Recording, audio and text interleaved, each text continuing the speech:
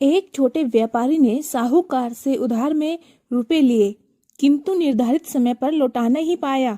साहूकार बूढ़ा और बदसूरत था, लेकिन उस व्यापारी की खूबसूरत जवान बेटी पर निगाह रखता था।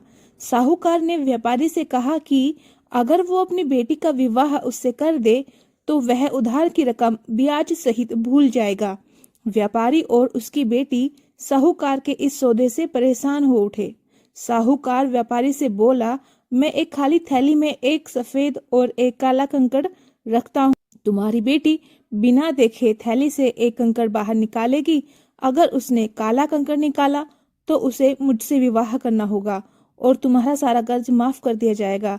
अगर उसने सफेद कंकड़ निकाला तो उसे मुझसे शादी नहीं करनी पड़ेगी और तुम्हारा कर्ज भी माफ कर दिया जाएगा।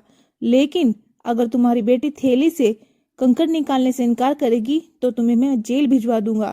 इस समय साहूकार, व्यापारी और उसकी बेटी व्यापारी के बगीचे के उस रास्ते पर खड़े थे जिस पर सफेद और काले मिक्स बजरी पड़ी हुई थी। फिर सौदे के अनुसार साहूकार ने झुककर उस बिछी हुई बजरी में से 2 कंकड़ उठाए और अपने हाथ में पकड़ी हुई खाली थैली में उन्हें डाल दिया। साहूकार जब कंकड़ उठा रहा था तब बेटी ने अपनी तीखी नजरों से ये देख लिया था कि बेईमान साहूकार ने बजरी में से दोनों कंकड़ काले रंग के ही उठाए और थैले में डाले हैं। फिर साहूकार ने लड़की से कहा कि वो थैली में से एक कंकड़ निकाले।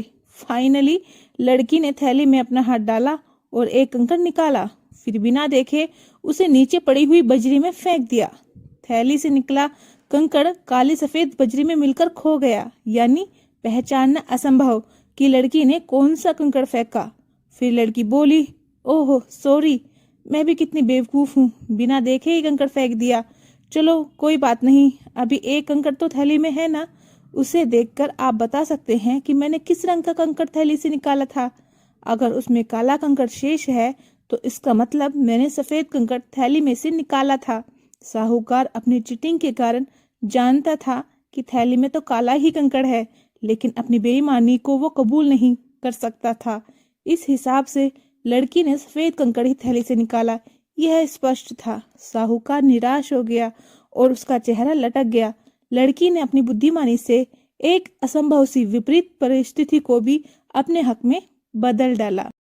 इस कहानी से हमें यही शिक्षा मिलती है कि कितनी भी कठिन परिस्थिति हो, अगर हम अपनी बुद्धि का सही इस्तेमाल करते हैं तो हम आसानी से उस कठिनाई को पार कर सकते हैं।